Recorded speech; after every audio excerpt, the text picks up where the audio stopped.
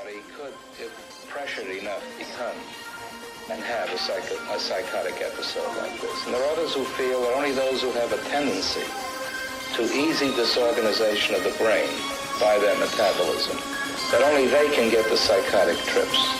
Because certainly when we analyze the underlying strife or conflicts that go on in a schizophrenic when they have recovered enough, that we find not too different a set of circumstances than what we find in the neurotic.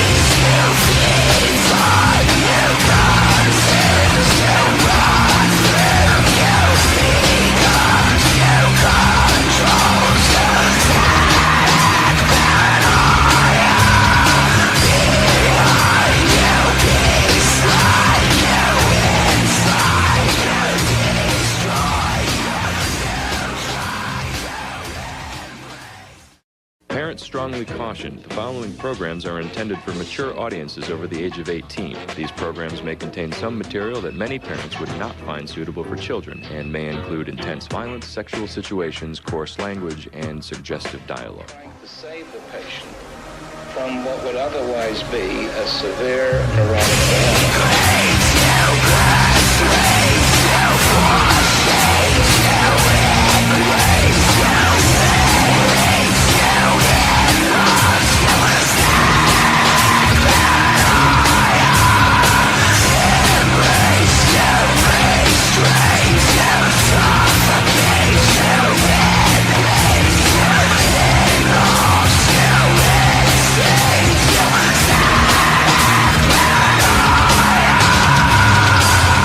The patient that you saw me walking with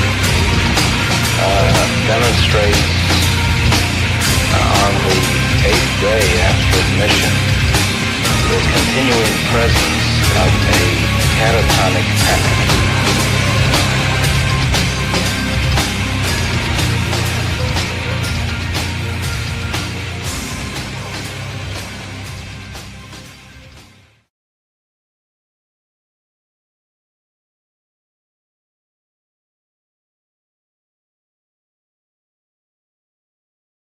All right, happy Tuesday night. We got Eric here from Throat Locust. How you doing tonight, sir? How you doing, bub? How you guys going? Absolutely fantastic. Hell yeah. I'm gonna let Meg pick on the guest first tonight. This is like again. Okay. I know. I just I got someone else. Okay. I wasn't prepared. Let's see. So what first made you want to start making heavy music? I mean, in general or Throat Locust? In general. We can go Shit, that's probably my dad. I remember the first time he went to Pantera, and it was during the Far Beyond Driven run, and so he comes back and he's shit. Sorry about that. I work in this little office too, so I got shit falling around. He used to do paintball too, right? So he comes back and he's like, "Holy shit, man! I've never got my ass kicked as much as this concert. You know, I thought paintball was rough, but these guys put me through the fucking courses, right?" And so, you know, as a kid, like, you know, my parents, I always joke that my mom was that fucking White Snake girl. She always had the oh my god, the Marlboro and the leather jacket and shit. And so, like, we've always had, you know, heavy music in our household. But yeah, it was pretty much, you know, first time dad went and saw Pantera, and so he comes back and just loses his mind. And after that, like, I mean, he always played guitar, and he used to race motorcycles too. But you know, the guitar thing is something that me and him can mess with. And he showed me shit, I'm pretty positive it was Iron Man. Showed me that first, and then that kind of took over. And so my first show, I don't know how the hell they let me, but I was like fucking 13, 14, and they dropped me off at Ozzy, Sepultura, and Typo Negative. And so it's just this monster of a concert. Yeah, dude, like nobody, it was, I'm pretty sure I told them that I'm going with a bunch of friends and their parents and all that kind of shit, but that's a lie. And so it was just you who was solo. Oh, dude, yeah, no, it was just me and one of my buddies, oh my right? God. So my mom fucking pulls up, and like, this is, you know, 95 or so, right? And so I'm kind of old. And so this is like everybody's out there. Everybody's fucking out there. Cars everywhere. There's people on the side of the road selling, bootleg shirts and shit like that, because that was fun back then. And she's like, what the hell are we doing? I was like, oh, no, it's cool. Don't worry about it. She's like, no, where are you going to be? I was like, I'll find you. Yeah, I was like, when I get out, you'll find me. And she's like, how the fuck am I supposed to find you, dude? I'm like, that's cool. And so me and my friend Pablo, we got out of the car and we just fucking hoofed it.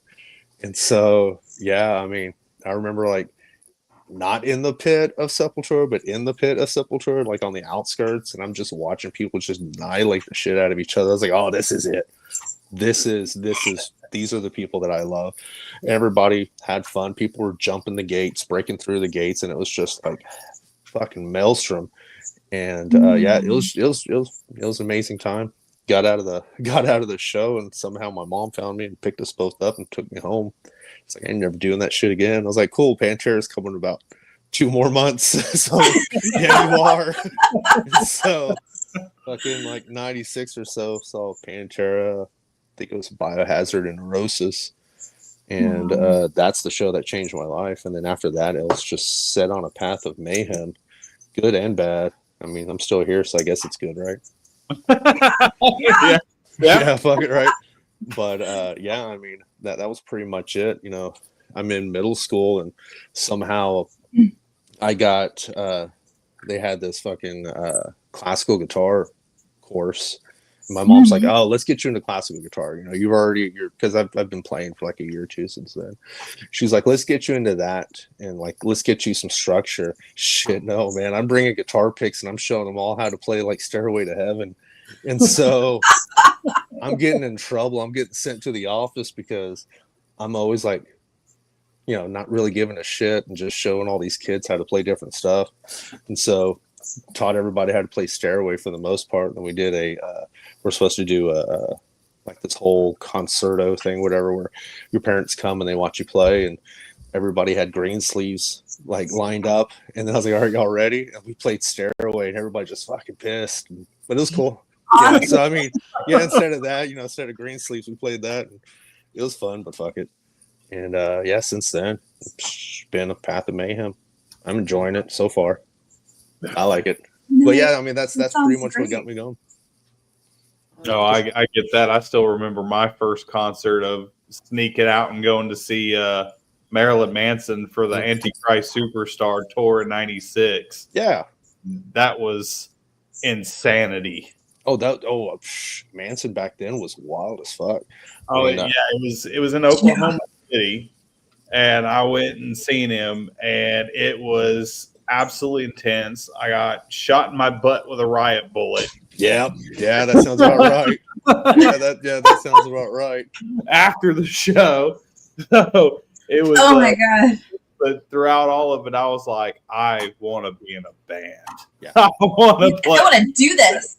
Yeah, I think for me it wasn't like I mean the love of music is definitely the first and foremost. I fucking love playing, but it always comes. I mean, because I'm from Texas, so I mean we kind of grew up on a lot of ZZ Top, Pantera, Stevie Ray Vaughan shit like that. But with the Pantera, the home videos, and just seeing like all the mayhem and fun and all that kind of shit, it was a good thing because it was nice to see the fun side of life, but it was a bad thing because we're all in high school trying to do that shit.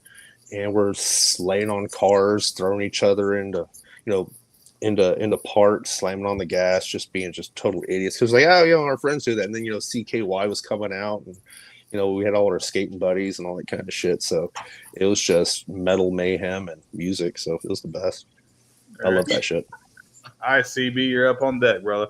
So, what is your favorite holiday movie? Man, that's a hard one. I make the joke Last Action Hero just to piss people off, but wow, because I mean it is and it's not, because people don't know what to say with that. Man, my favorite holiday. I mean, are we picking a holiday? Yeah, dude, Last Action Hero. It don't matter. Yeah. Thanksgiving, Christmas. Somewhere in there. Man, I don't know. I'm just gonna go with Last Action Hero because that's the first one I'm thinking of right now because it's fucking Right. ridiculous. And for me, Like- it's Christmas Vacation. I love Yeah, that. exactly. I love Christmas Vacation. I think really what it is, it's like the absurdity of like a certain kind of movies. Like I don't give a shit about the Terrifier. I think it's a boring kind of cut. Some people love them. Some people are great. I like the way things are filmed, and that's just certain ways. So like you have Arnold Schwarzenegger in this stupid movie. Like it doesn't. It's not a good movie. So that's why I like it. I guess I don't know. What was that one that he did? Was it like Turbo Time or the one where he was the Oh no, it was Jingle All the Way. Yeah. Jingle All the Way? Yeah, See? he would say Turbo Time. Horrible and I think amazing. the character was called like Turbo Man or something. I think like so, Turbo that. Man, That yeah. was the boy. Yeah.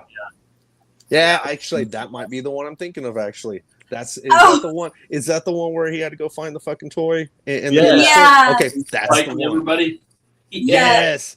Yeah. That's I the love one. that one. Jingle All the Way. That's the one. Not Last Hey, Action. Last Fuck Action it. Hero is good too, though. Yeah. Maybe not a Christmas movie, but it's good. Yeah.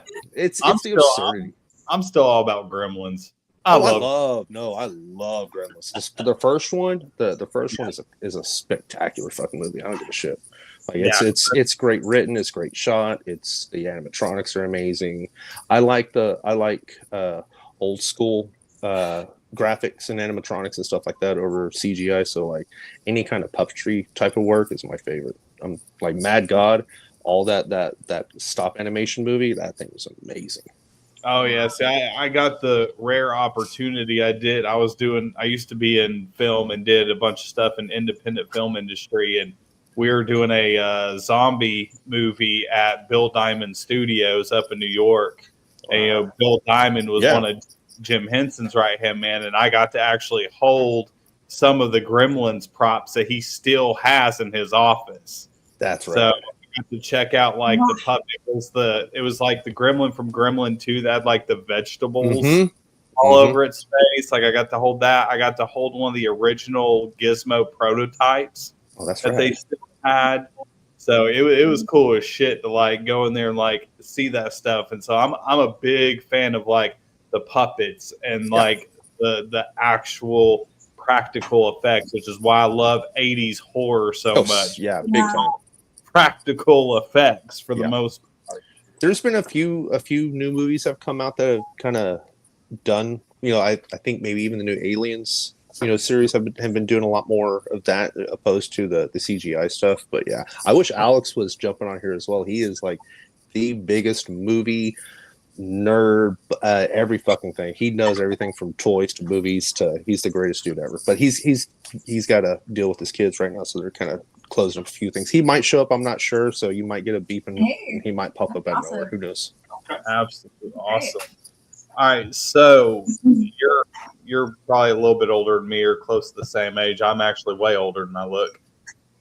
Remember the days of Beavis and Butthead? Mm-hmm. What was the very first music video you ever remember seeing on Beavis and Butthead? Besides, it's Crowbar, but Crowbar. I think Crowbar.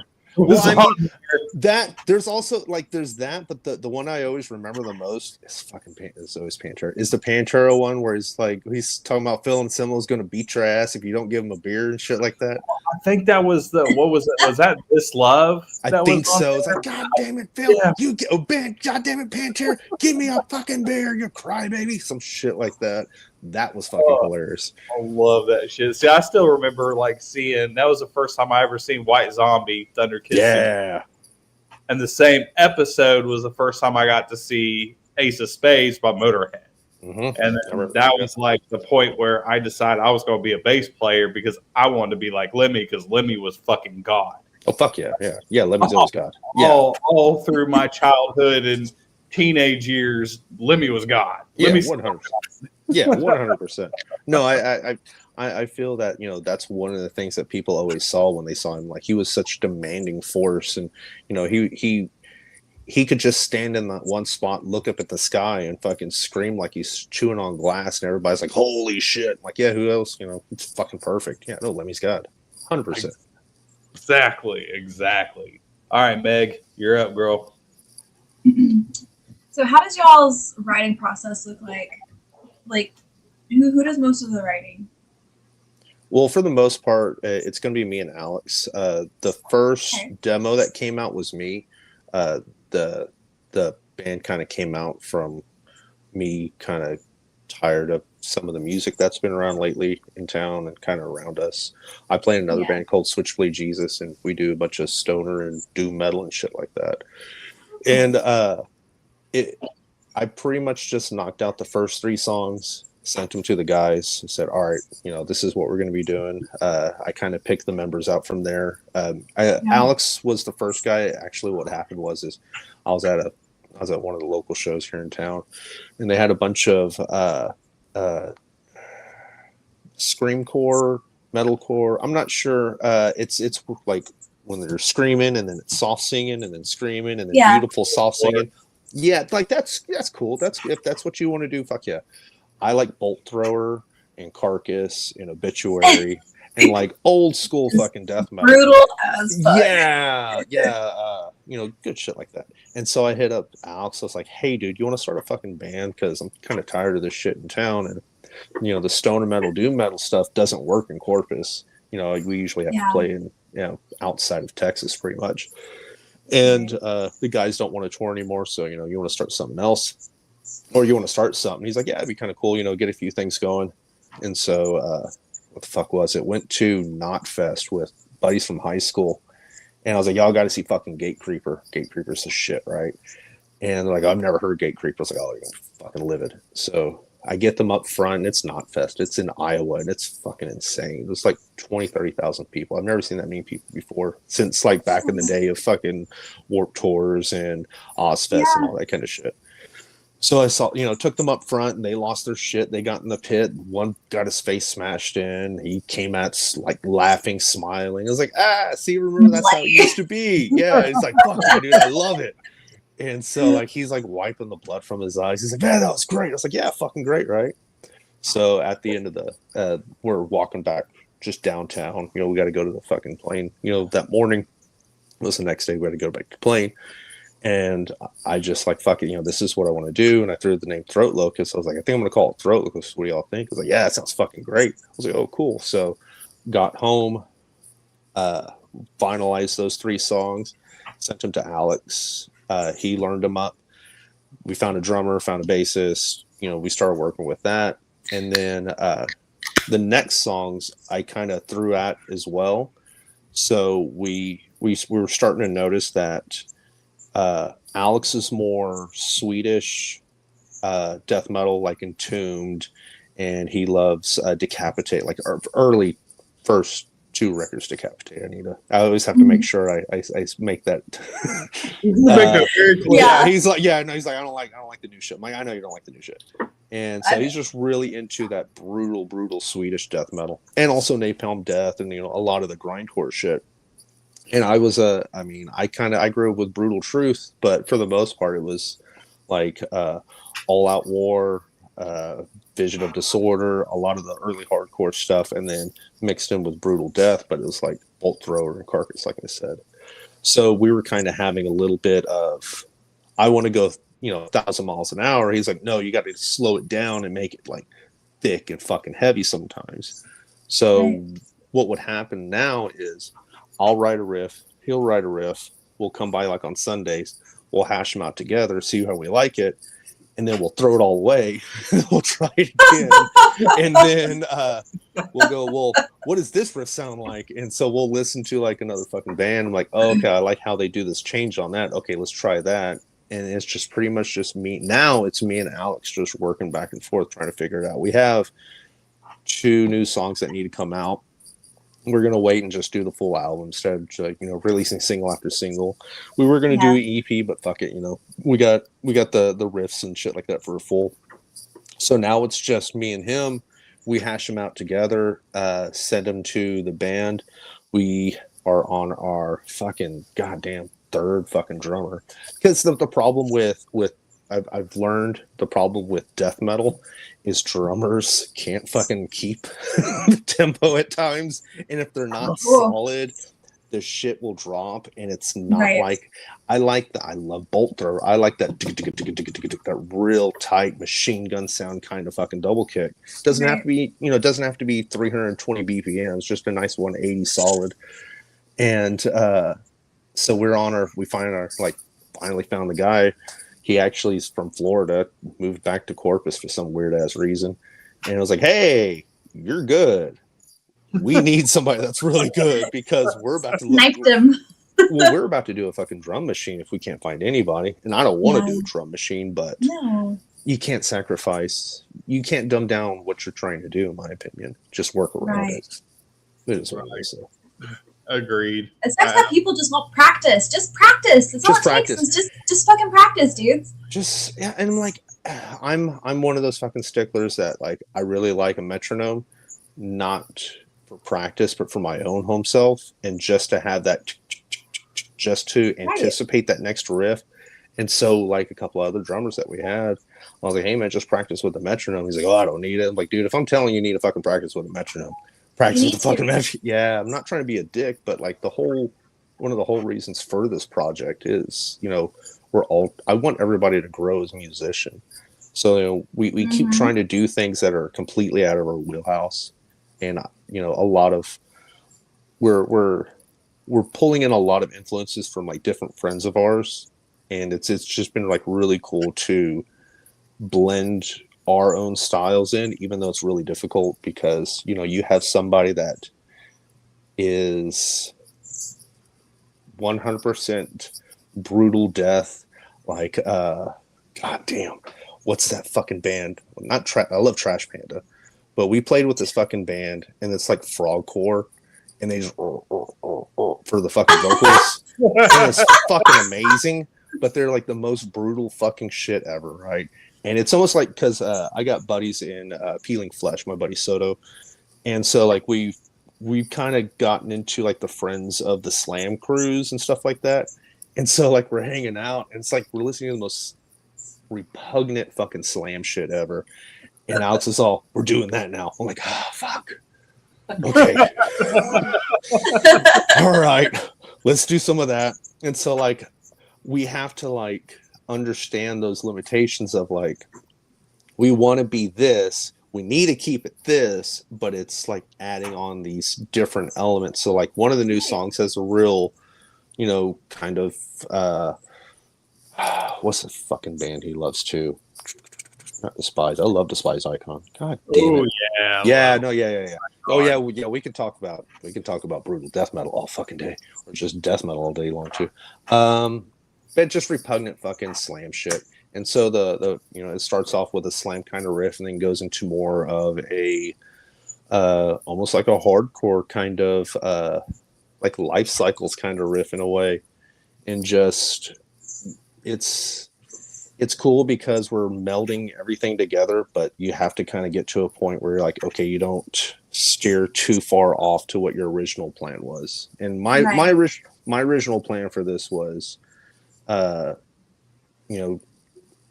of brutal death metal with hardcore influences. Like instead of slam breakdowns, I want to do more like Power Trip and fucking All Out War, kind of the faster, fun breakdowns. I'm not looking to pull windmills in, but if I fucking see them, I'll love it to death. So fucking cool with me. So I mean, if a kid gets cracked in the face with a windmill because of my riff, well, fuck yeah, I'm good with that. Okay, that's part of the experience. Just pick them up. Please pick them up. Yeah. That's one thing that I've learned is that the mosh pits, they take care of you. They should. If they don't, we stop. We always do. Like if it gets fucking like really intense, one of us will stop. Usually Gil or somebody will get off the stage and go check on them and shit like that. It gets wild in South Texas. No lie about that. It does. It's fucking crazy. She's from Corpus. Oh, are you? I am. I haven't been to many of the heavier shows though. Yeah, I'm in Haunt the Sleep. But and so I would like to go to more heavy shows and see y'all. I mean, the good ones are at Boozer's House of Rock, and the Artisan's a new place that's been doing it. Black Monk's cool, but Black Monk's gotten kind of weird. I like the all ages shows because I like to make sure. Yeah, it is very small. I like to have everybody included and having fun, and you know what I mean. in the Mhm. the all ages show. It's cool because you get because I'll throw event also rock called Thursday Night Massacre. And I'll just pull in a bunch of different fucking brutal bands and trying to get kids and all that kind of stuff going. And I usually do it when Yeah. spring break happens. So just if there's nothing to do, a bunch of kids can go and hang out and see some metal. It helps. Helps when Yeah. you're in a Tejano town. So you know it is what it is. You know how that is. Yeah. So I'm gonna actually kind of play into her question a little bit as far as like the writing process. Are you one of those ones that you still listen to metal before you write, or do you listen to like completely different music? Because like me, I can't listen to metal before I play, like before I write. I have to listen to something just completely off the wall before I start writing. I usually listen to East Coast rap or Waylon Jennings, or just something that's I listen to just the complete opposite of what I'm trying to get at, because if I listen to let's say if I just want to rip a fucking Gojira riff and just something standard fucking heavy new metal bullshit, if I listen to it, I will rip the whole fucking riff off, like the whole thing. Right. And so that's the problem. Like, you know, I mean, I'm listening because I fucking love Bolt Thrower. And so I'm listening to so much fucking Bolt Thrower, and the guys are like, wow, that sounds great. But that's like, you know, that's off of Fourth Crusade. That's the whole fucking Fourth Crusade. I'm like, yeah, I know, right? It's fucking great. Like, no, that's not great. I mean, one song that, you know, we're like, me and Alex were done writing it, and we listened to it. We're like, son of a bitch, we fucking copied that. I can't remember who. I think it was Mongrel, one of this newer band that's kind of come out. Well, that's been not. I don't think they're kind of new, but they've been going for a minute. They got a new EP out. I was just listening to it like fucking crazy, and or like Sango Sugar Bog, fucking whip, kind of those harmonics. I was like, man, this sounds fucking bitch. And he's like, yeah, because it's that song. I was like, oh, son of a bitch. So yeah, now like if I'm gonna write something, like usually I try to practice every day and try to like write riff when I can. But yeah, I'll listen to like fucking Celine Dion or something before, so I don't get any fucking riffs stuck in my head that I accidentally steal. Because I mean that's the worst thing in my opinion. Not the worst thing, but you know, you've written the song, you feel good, you're happy about it, and then you're like, oh shit, that whole fucking second verse is something from that. So now what plagiarized. Oh yeah. So now what I do is, if you listen to like the first 3 songs, you can hear Deep Purple, because I rip off some Deep Purple and made it into this like fucking brutal thrash. And then on Corruption and Greed, I stole the fucking ESPN and so that starts off the fucking song. And so I'm like, and then there's which song is it? Might even be Corruption, that there's some fucking no, that's one with Deep Purple. There's some other fucking like hidden stuff. So like when you're listening to, you're like, oh, son of a bitch. It's like, yeah, right. You didn't know about it until you heard it. That kind of works out. But yeah, if you just steal fucking Skeletal Witch, everybody's gonna know. You know what I mean? Yeah. Try to make it something better. I mean, you can't make it something better than fucking Skeletal Witch. Right. All right, CB, you're up, bro. What is your most memorable fan interaction? Oh man, shit. There's been some real. I've been really fortunate with both bands. You know what? The most memorable right now was the one we just played in the Valley. Drove down there, set up shop in a fucking in a coffee shop, and this kid was just like sweating, dude. He's just done. Like after the show, like he can barely breathe. I'm like, "You doing good, man?" He's like, "Man, I came here just for y'all, and y'all just blew it away. Like this was the whole reason I came, was to see you guys, and y'all just made my fucking night." I was like, "Wow, that's fucking rad." That's awesome. A fun one though, just to add on to that. So with the other band, Switchblade, a lot of people here in town know me from that band. So we, I think we were either playing with, we played with Fear Factory a couple of weeks ago, and we also played with, I think it might have been the Skeletal Remains. Maybe Skeletal Remains, I don't remember what it was. But we're hanging out the booth, and some fucking some dude or some girl walks up and she's like, "Oh my god, you're a Switchblade, right?" It's like, "Yeah, I am. Can I get your picture?" And all the guys are all Throat Locust is standing there, and we smile and we get pictures. And she's like, "Okay, bye." And she leaves, and they're all, "We wanted a picture with us." It's like, "No, they wanted a picture with the Switchblade dude. They didn't want a picture with Throat Locust tonight. Sorry about that." they were a little confused, and I thought it was fucking hilarious. So I was like, "All right, bye." And then I played, and she's like, "I didn't know you're on this band too." I was like, "Yeah, I'm just all over the fucking place. Sorry about that." Random shit, fun stuff. Fair enough. Fair enough. So at this point, what is the worst thing that has ever happened to you playing a show? Oh. Besides amps blowing up, because I used to blow up shit. Oh shit! I mean, that's pretty cool though. Oh, dude, I've blown up 3 amps on stage. I've snapped the fucking walls on my, because I used to stand on them and do like this little flamingo dance, and I would snap the fucking thing off. Yeah, that sucked. The worst fucking thing, that has to be it, because I mean, if you've ever played a show, you're going to play the show to 2 people and the fucking bartender. That's just fucking regardless. Like, I don't care who you are. Like, if you're touring, you're going to be playing a shit fucking show. Oh, I know what mine was. It fucking pissed me off. I feel bad that I did this, but I was pissed. So we played, I can't remember what the fuck we played, but we were the out of town band, and there was one band, like the main band, and they were fucking free pyrotechnics. God damn it, Nat. And so she's amazing. She's in Censored, a local another band here in town. Oh, we know. We've interviewed them. Oh, have you? Yeah. Fucking love her. Yeah, we love Matt. Yeah, no, I had her. I don't know I think her first House of Rock show was one of my massacres. I can't remember. Okay.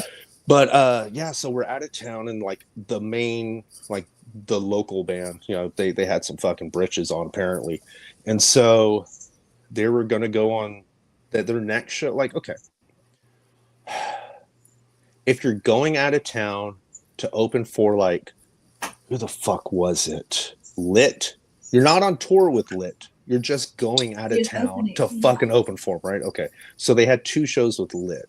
And I was like, holy shit, Lit's still a fucking band? Hey, Nat. I was like, Lit's still a fucking band? God damn, fuck yeah, good for y'all guys. I think the singer or the guitarist was Jeremy Popoff. That's the only reason I remember them. Fucking name. And so me and Meg just seen them. They played Welcome to Rockville this last time around. And they're fucking good, apparently. Like, they're still solid as fuck. Yeah, you can say it, they're lit. See, that's what I'm saying. All right, so like, okay, so maybe they had something that they're gonna go open for Lit, on the next 2 fucking shows. So the dude had this fucking guitar case just full of guitars, and I'm like, you're playing. I really think it was either San Antonio or Houston. I can't remember the fuck it was, but I'm like, you're playing to a local show, and you got a flight case of fucking 7 guitars. Fuck you need that for? You're playing 7 songs, and 2 of them are probably covers. Not trying to be a dick, but that's what it was. So he had all the shit behind my amps, and so we're playing, we're in the set, we're just fucking killing it, and then all of a sudden, my amps die, the bassist amps die, everything dies, and I can't figure out what the fuck it is. I'm kind of freaking out, and I look, and the dude is just unplugging shit behind our amps, and he's grabbing his guitars, grabbing his stuff, moving it along.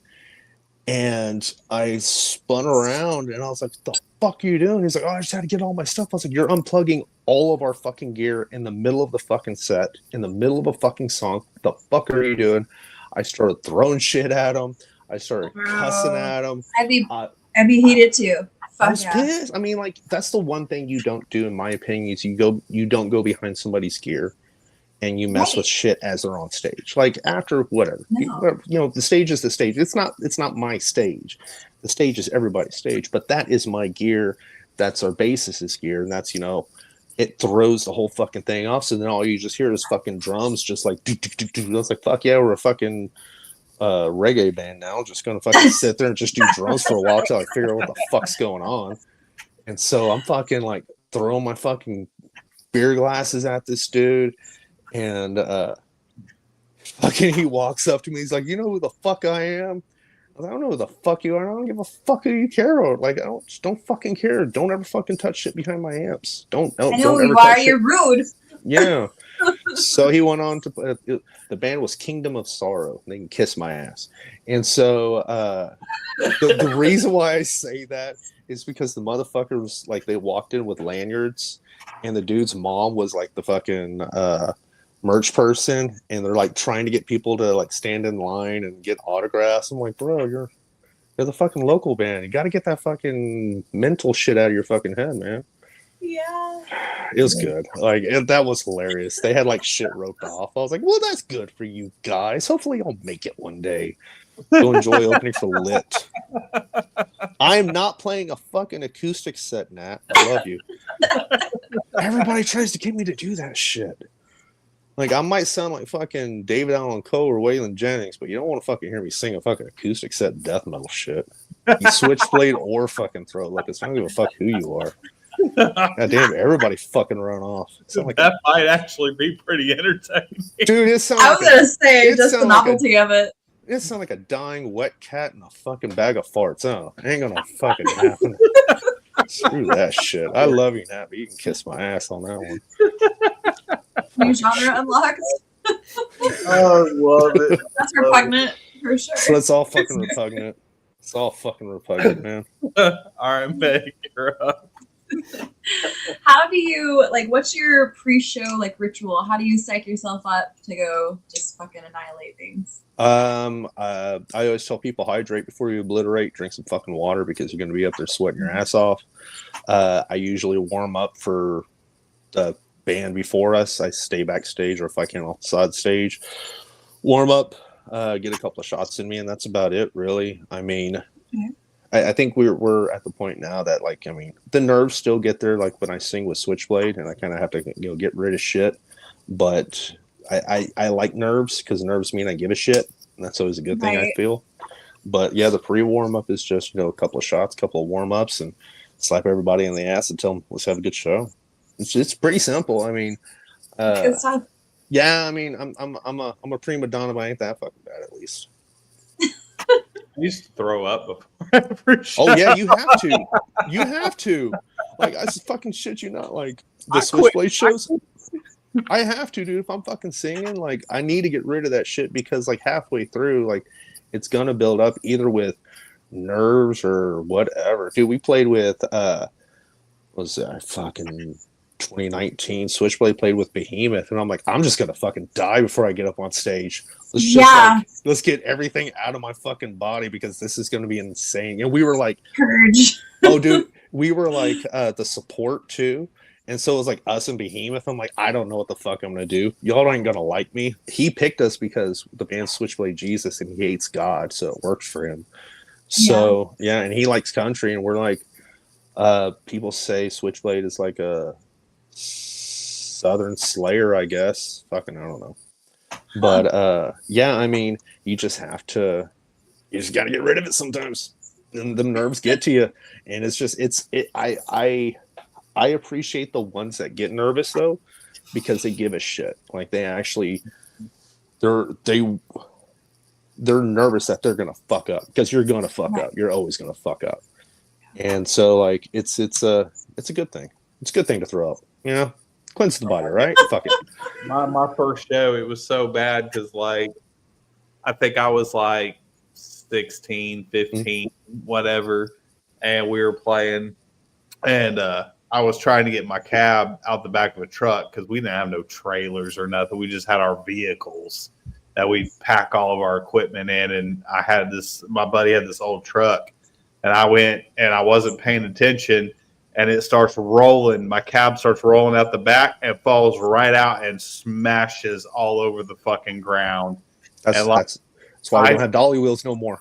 Instantly, like, over the truck, vomiting everywhere. And then after that, I just puked like every fucking show all the way till I was like in my like low 30s before I finally stopped throwing up before every damn show. Yeah. I mean, Alex isn't here, so I can talk shit a little bit. He used to get so fucking nervous for a while. Like, there was a couple of shows that I couldn't play because, my wife, she had a couple of health issues that we were taking care of. And he hits me up like after the show. He's like, I ain't fucking doing that again, man. I was like, what do you ain't fucking doing again? He's like, I ain't playing again without you. That shit sucked. I was like, no, y'all sounded great. I saw the video. He's like, no, my nerves, because it's just me. Yeah, I can't All the just fall pressure. back. Yeah, he's like, I'm the only guitar, so it's not like, if something happens, it's always going. But he's such an amazing guitarist. I would have never worried about him if even if it was a 3-piece with no bassist and it was just Alex the singer and the fucking drummer. I think they'd still do good. He's a phenomenal individual. But yeah, he gets nervous like a motherfucker. I think till maybe I think with Fear Factory he was starting to feel good.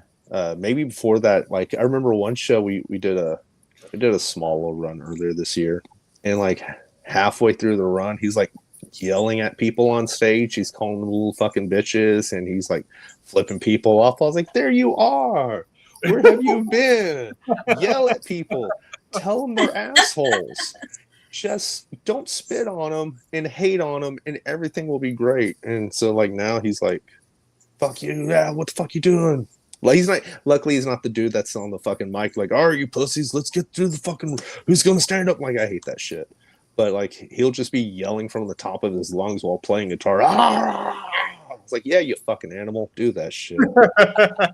And so like after a while, it's and so me and Alex are the tallest dudes in the fucking band. So we're like the twin tower of power on both sides, right? And so like he's fucking screaming, I'm fucking head banging, and like it actually looks good. I was like, oh shit, we fucking look like a metal band now. Now we're not like standing on stage worried about what the fuck we're doing. It's nice. Now we just got to get the drummer to run around. I don't know how that's gonna be possible, but I'll figure it out. I'll tell him to get his ass off or do something. Just get on wheels on platform, roll around. Yeah, just sitting behind stage the whole fucking time. Lazy as shit. Fair enough. If you guys could put together a tour with any 3 bands of your choice touring with y'all, who would you choose and why? Right now, I would like to do 200 stab wounds. Well, let's go in order of like how the show big would be. Goat Whore, 200 stab wounds. I love Goat Whore. We'll throw Gate Creeper in there. So, Goat Whore, Gate Creeper, 200 stab wounds, and us. I would love that. I would fucking love that tour. 200 stab wounds. I build guitar pedals. The company called Frostshine Electronics. They're using my pedals right now, so they've always been good buddies of mine. I've been very fortunate to have some good friends. One of my other artists is Dave from Revocation. I build his delay pedal, so that's kind of rad as fuck. But with those 3 bands, I feel like those are like the pinnacle of their type of music, in my opinion. Goat Whore is just black and thrash mayhem. I fucking love Goat Whore. Gate Creeper to me is they took that entombed Swedish death metal and just made it more. I don't want to say better. Like if Black Breath was still around, Black Breath would have been thrown in there because I love the H and Two Tones. Throw that one up there for Alex because that's his favorite fucking band. Actually, Gwar's his favorite fucking band. If I didn't say that, he'd call me right now. Oh, he loves Gwar. We all love Gwar. And got to see them. Oh, I love Gwar and Ghoul and all of that shit all fucking day long. But Gate Creeper's fucking amazing. But 200 Stab Wounds, I love their writing styles. I love how chaotic it is, but how coerced it is, and everything flows well. It's still a melody, even though the tempos will be changing constantly, and even though they're not repeating the same riff. It's like riff after riff after riff after riff after new song. I like that. So for me, for the bands that are active, that's the tour I would like to be part of. We just got signed on to DNA Entertainment. It's Dallas Total Wade and Andrea. It's Dallas from Narcotic Wasteland, Nile, and then all of those. They have so many fucking bands.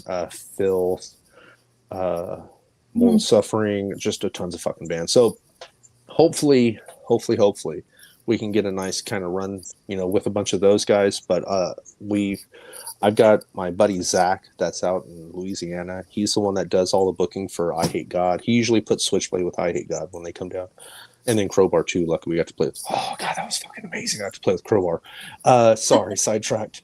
So I'd like to get with him and get with Goat Whore, maybe even Terror. Terror would be rad as fuck. I'd love to hit the road with Terror. I'm a big early '90s hardcore dude, Right. like All Out War and Hatebreed and all that kind of shit. When it was fucking, I guess what, '94 to '98, when a lot of that stuff was really starting to roll out. So anything in that style I've always loved, and Terror is just that kind of hardcore feel that I've always loved. So that'd be fun. Okay. All right. CB, you're up. All right. So if you could offer advice to any bands that are brand new, haven't been around for very long, what would that advice be? You're not getting paid. Bring your own shit, and you're not getting paid. All right, that's the fucking advice. He's Dustin. He's dead. That's the fucking advice. Bring your own shit, and you're not getting paid. Really, what it is, you need to find something in your local scene that you can breed and just grow and just nurture, because the problem with I see a lot of nowadays is everybody's trying to do their own thing instead of trying to be a community.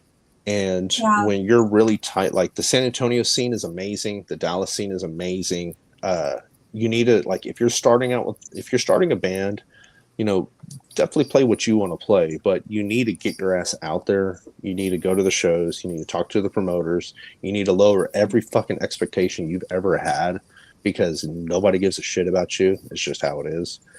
And you just have to grind and fucking grind. Practice. Try to write something that's not fucking mundane. If it sounds like Mushroom Head, maybe it's not that good. Maybe you need to try something else. There's nothing wrong with Mushroom Head. There's nothing wrong. It's just okay. Hold on. If it sounds like Spine Shank, maybe you need to rethink yourself and do something else. I've seen them. I grew up with Spine Shank. I'll throw that out many times. I love the first album is something. The second album's good. Okay, I like Dry Kill Logic. I like American Head Charge. I like all that shit. So I feel like I can make fun of it. Fuck it, right? I'm the one that listens to it. But yeah, I mean, it's really just lowering your expectations and just busting your ass, really. I mean, try to find like-minded individuals, and one of the first things you need to do is like actually talk to your fucking band members, like who you're fucking hiring. Like with Throat Locust, the first thing I did was, like really it was a fucking interview almost. It's like, do you do drugs? Like, and I'm not talking about weed, coke, or anything. I'm like talking about injectables, railing, no nails, nothing like that. I don't want anything like that. And do you tour? Because this is a touring band. This is going to be something that we're like, the whole thing for this is I want to take this band to Hellfest. I want to take this band to Knotfest. I want to take this band to like big fucking shows. We want to go somewhere. I want to go somewhere. I don't want to be in fucking Corpus and listen to shitty reggae all the time. If you're in Corpus, you know about the shitty reggae. It's the white guy reggae like no one's business. But like, you have to just be honest with the people that you're kind of interviewing in a way. Like if it's a fuck off, stay at home, smoke weed and blow shit up, then fuck yeah, do that. That's great.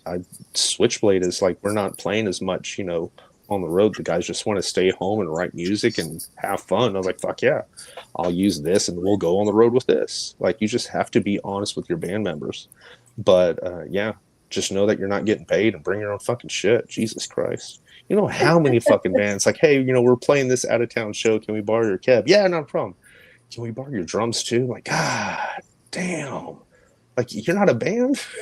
Do you own your own shit? Do you have your own drum? Before? Yeah, like actually that was one of them. One was like, I need to borrow the shells and the cymbals. So I was like, you wanted to borrow the throne too? Yeah, I was like, cool. I'll see if I can pick you up enough drumsticks at Guitar Center. I'll get you set up, buddy. Don't worry about it. Oh, that'd be great. I'm like, I'm fucking with you. Bring your own shit. Fucking A. Fucking shit. But yeah, I mean, that's really the advice on that. Like, I've done it for a few years. I've been playing my whole life. I've been playing live since 2009. And I've seen like how promoters will rip you off. You're going to get ripped off. You're not going to get paid for that show unless you. That's why we signed to DNA, because when you have somebody that is as reputable as them and as a good breath of fresh air that can get you with these things, they can help you guarantee this, get you a writer set up, so when you walk in, you're getting paid. Because fucking door splits, man, god damn.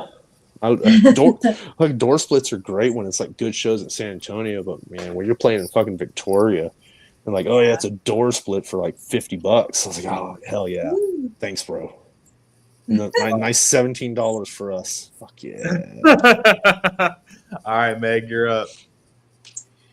So y'all had mentioned that you're going to be putting out an album. My question was going to be like, what are y'all looking forward for the end of 25, beginning of 2026? Is that album going to come out, or is it still a few months off? Or like, what are y'all really looking forward to right now? It's going to be, it'll be the beginning of next year, mid next year. We need to, the issue that we had is we were set back a lot with our drumming situation. The previous drummer that we had, he's a really good buddy of ours, love him to death, but his God, I feel like fucking Whiplash. He just wasn't my speed.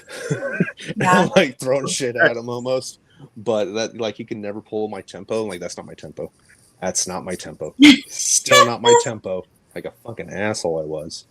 That reminds me of that jazz movie. That's drummer. it. That's the one. That's exactly. It's called Whiplash. I am throwing shit at people. I am a fucking ass. But actually, Alex is a little bit more of the asshole. It's great. They call him the dad and me the mom, because like they won't ask Alex, they'll ask me, because they know Alex will say no.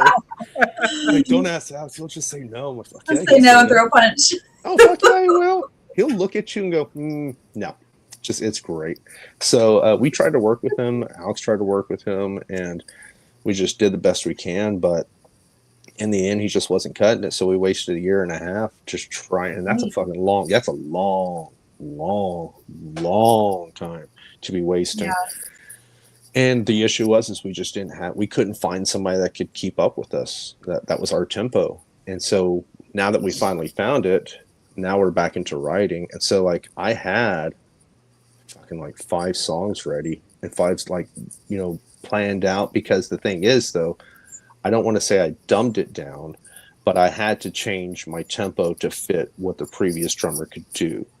And while that is fine and all for the entirety of this song, it's not what I wanted, and it's not what Alex wanted, and it's just not what we were trying to accomplish. We want something that is tight, aggressive, and just blows your fucking mind when you hear it. And so we couldn't pull that off. So now that we got Sid, and fucking love Sid, he's an amazing dude. Not only is a good dude, he's a great drummer. We're just now like time to rewrite again almost. And so we've just been writing. And then we got a new studio here in town that a buddy of ours just kind of setting up. Going to go through him, get him to knock it out. And then hopefully label shop. We used to work with a PR, C Squared PR, great fucking individuals. And they helped shop, for the demo. They got Prosthetic was interested and all that kind of good stuff. So we're really excited about that. But they wanted something now. They wanted like, do you have something that we can get ready to put out? Like, we're working on that. And that's our first drummer drop. We try to get another one, and it's just kind of so. Yeah, it is what it is. But what can you drop the name of that studio? No. Okay. No. I wish I could, but Alex will get mad at me, and he's not on here, so I can't. I don't want to piss him off. I got to be careful on the things I say. Yeah. I talk a lot. I'm really bad about talking a lot. I'm surprised I'm surprised he's like, he was like, we're both going to be on here. He's like, yeah, I got to finish up with my kids and stuff like that. I was like, oh, so it's just me? He's like, yeah, you got it. I was like, I got it. I do these things, but you sure? He's like, yeah. All right, cool. Here I am, running my fucking mouth. Think about what you're agreeing to before you agree. Right. All right, so for everybody that's watching right now, we actually have a little visualizer to show you guys from Throat Locust, which is the song Crimson. So if you want to kind of go into what kind of went into that song, what it's about, and kind of give them a backstory of the song before I go playing it. Say that again, because you just sounded like Short Circuit Johnny Five on my end. So I've got the song Crimson. Oh, yeah. Crimson Water Reservoir. Yeah. So I've got that one to show everybody. I've got your visualizer ready to play up. So what's the song about? What was the kind of the recording process and writing process into that song? That's actually the song that Alex brought up. He brought that one into us. That was one of the ones before we got this new we got this new drummer. And he really loves folky. He really loves Fulci. Can't pronounce it. He always fucks with me on that. I mess up every band name ever, and he's like, "That's the best thing about you. You know what the fuck you're talking about, but you do." I was like, "Yeah, right. Fuck it, right."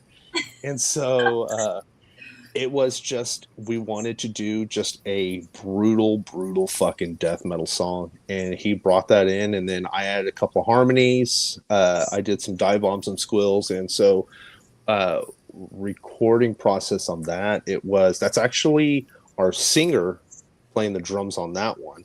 He's actually phenomenal. Our singer is one of the best drummers I've ever heard. I fucking love him to death. We're like, "Why don't you play drums and sing?" He's like, "I ain't wearing no fucking Madonna side mic, dude." I was like, "You have to." Like, that's the fucking.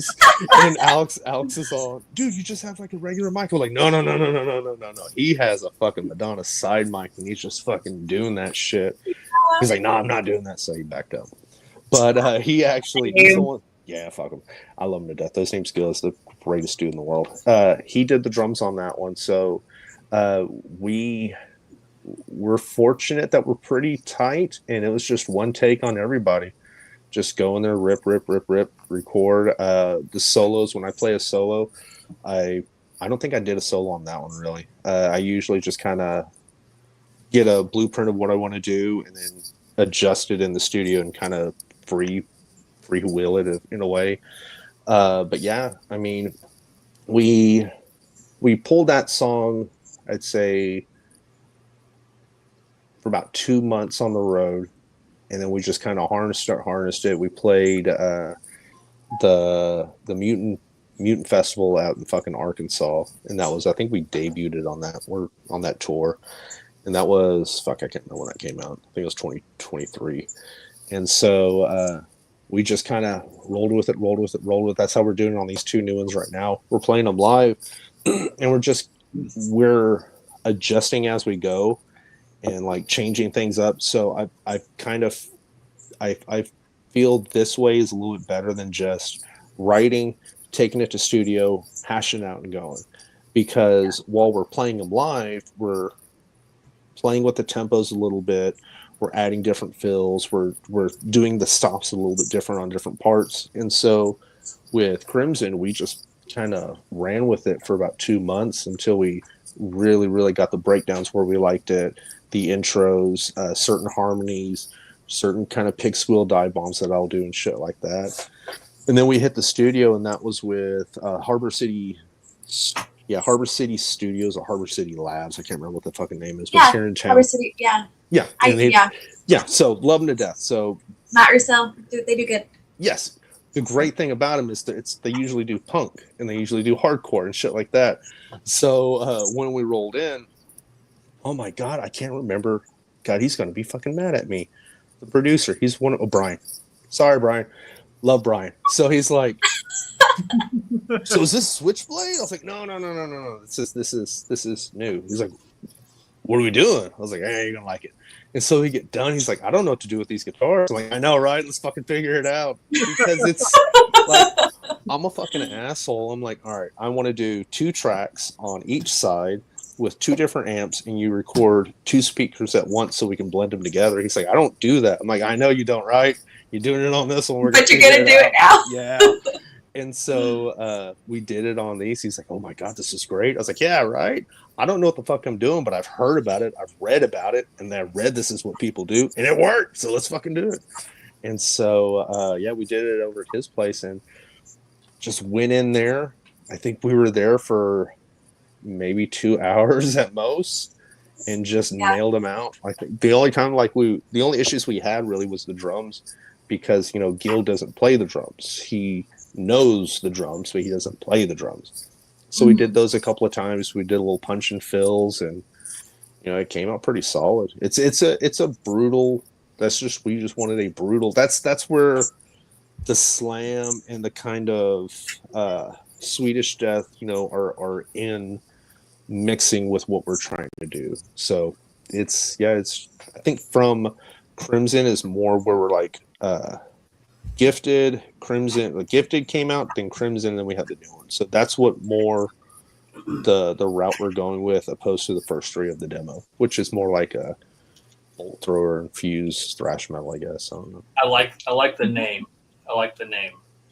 Yeah, that so the name, the I can't remember. Like, usually what happens is I'll write a song and I'll send it with like a stupid fucking name like Neck Breaker or Dick Shaker or something fucking stupid.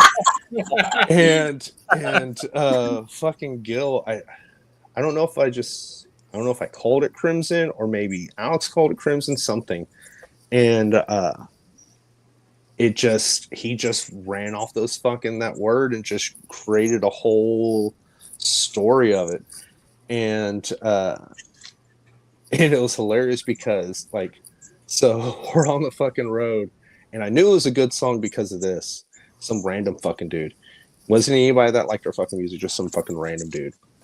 And so fucking goes all right, this is our last song. This is Crimson Water Reservoir, blah, blah, blah, this and that. Get done with the set. Dude's all, man, that song was awesome, but that name sucked. I was like, what name? Throat Locust? He's like, no, Crimson something. I was like, yeah, that's right. It sucked. All right, cool. Fucking perfect. And so, That's it. and I told Gil, I was like, yeah, he thought the name sucked. And he gets kind of like pumped up because it's his words and his everything. What do you mean? Yeah, he's what? Yeah, and I was like, yeah, I don't know. Do you want to go tell him something? He's all, nah, he just doesn't get it. I was like, nah, he doesn't get it. Just doesn't get it, buddy. This doesn't pass the vibe. Yeah, he did not pass the fucking vibe. And so, Alex doesn't like long names, so he just always calls it Crimson. And so, like, that's why it's Crimson, and then in goddamn parentheses, Water Reservoir. I was like, we could just do the whole thing. He's like, no, I like this. I was like, hey, if that's what you want, buddy, that's what you fucking want. You're the one that wrote the song. I'm not going to tell you no. And so, yeah, it became Crimson Water Reservoir. I was like, fuck yeah, dude. All right, it works. So on that, we are going to get into playing that. In the meantime, we are done for tonight. We'll be back again tomorrow night. Please go check out Throat Locust on all of their social media accounts. Go hit that follow button. If you see them playing in your city, go to a goddamn show. Don't be a pussy. Just go to the fucking show. Mm-hmm. Buy some merch. It's not that expensive. It's better than buying a goddamn Throw some windmills. I'm telling you, just kick somebody in the face. Fuck it. Like have a night. Kick somebody in the face. Go home and have a pizza. Fuck it, right? Yeah. Do that. On that, thank you, Eric, for joining us. We appreciate it. Stay put. We'll be back after this, but we're out of here for tonight. We love you guys. Peace out.